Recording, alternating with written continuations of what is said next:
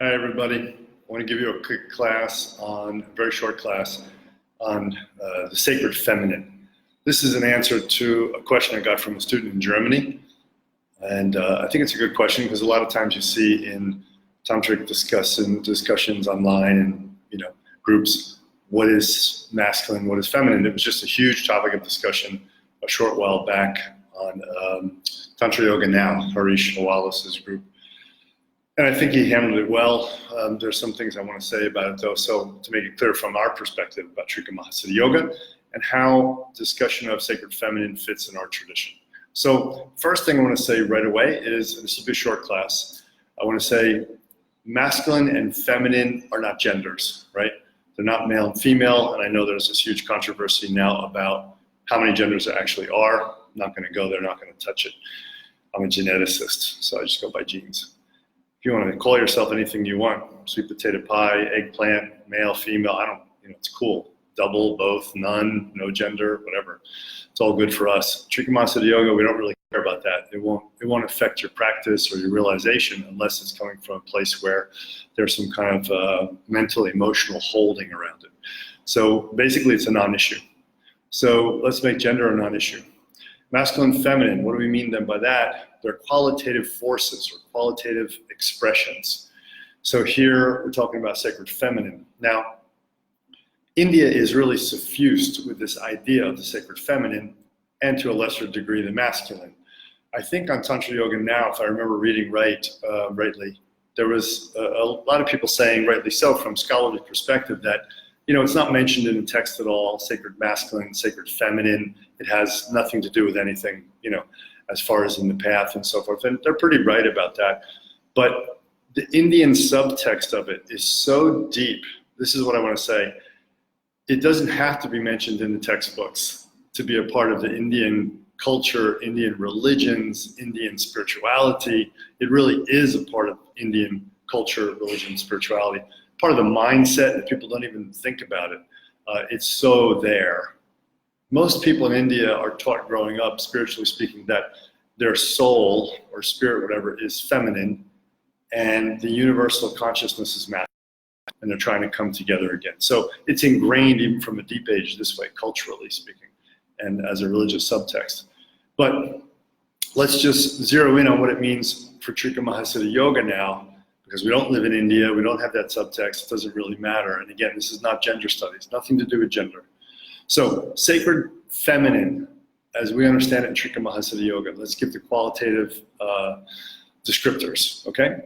It is power. Because it's power, it is powerful. Because it is power and powerful, it is dynamic. So the sacred feminine is dynamic and powerful. This is quite different than the idea of feminine yielding in Taoism, because a lot of people try to draw parallels between masculine is yang, feminine is yin, and you just can't do that. In real Orthodox Taoism, that doesn't hold water. And also, I think when you try to get one-to-one correlations on systems that are different, it's troublesome. Although they may all end up in light body, along the way they describe the path, the technology of the view, the methodologies will be different. And if you try to make them one-to-one, you're going to make a mistake. So sacred feminine in Tantra is powerful because of that dynamic, not receptive, not yielding like yin in Daojia. So it's the creative force in that way, it's manifesting. So the sacred feminine manifests everything, but also resolves everything, right? And also sustains everything. So everything that arises within us arises, abides for a while, then resolves. So the sacred feminine is responsible for all of that in our tradition. Let's juxtapose that then with the sacred masculine for a minute, okay? Sacred masculine is therefore space, the abiding space of which this all takes place, but it's conscious space. It's not emptiness. It's not a sense of emptiness. It's not shunya in the sense of nihilism, where we have an emptiness that is unconscious, unaware, etc. The sacred masculine is space, and there's presence inside, and it hosts that presence. It hosts that presence experience, which is the sacred feminine. So we call it hosting presence, right? It is quiescent. Sacred masculine is quiescent, right? It It is not dynamic, right? But it is aware, as is the sacred feminine. So if we look at it from the esoteric aspect, sacred feminine in the body then has correlation to, I'm not going to say is or located there, but has correlation to where? The right channel, right? The Pingala Nadi. This is different than you're going to read in a lot of textbooks on yoga, and there's a lot of reasons for it. The most ancient understanding I'm giving you comes from the Mahasiddha tradition of yoga. And the Pingala Nadi, the right channel, is associated with the sun, with the power of dynamism, with the Aditis, you know, the great sun mother and all the daughters, Adityas.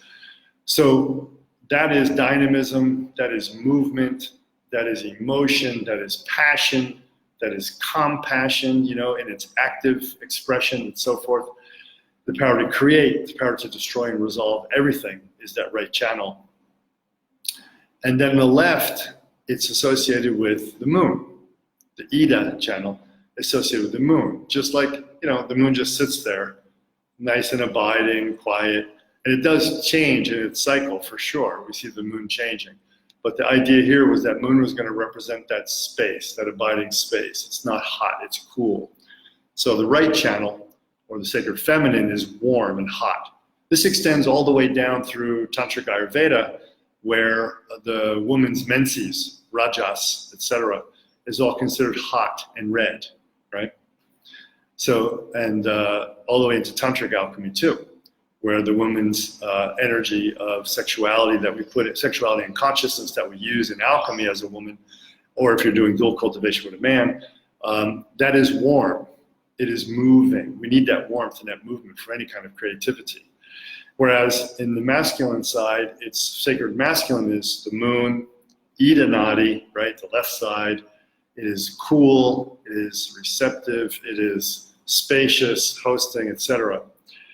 And in the Ayurveda, it's also seen that the Shukra Dhatu for the man is white. The sexual tissue, sexual fluids are white, and if a man is healthy, they should be pretty white or yellowish, slightly tan possibly.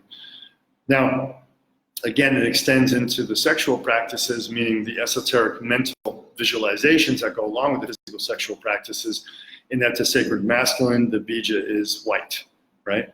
So the seed or the bindu there in the sexual area is white for the man, red for the woman, and the union of these two and the commingling and rising and falling of these two, as you see in things like Dr. Nita's recent book on sexual practice, and in Satyananda's textbooks on it, and in any teachings I've given on it, these two bindus are clearly sacred masculine, sacred feminine. We have both within us, of course, but they're just different, right?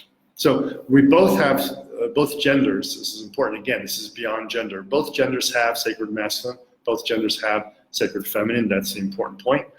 And what we're talking about here are qualitative expressions of force. I don't want them identified with men or women, you know, to say, oh, all women, you know, are expressions of the sacred feminine, so then therefore they should be more dynamic than men, they should be more emotional than men, they should be, you know, whatever, compassion.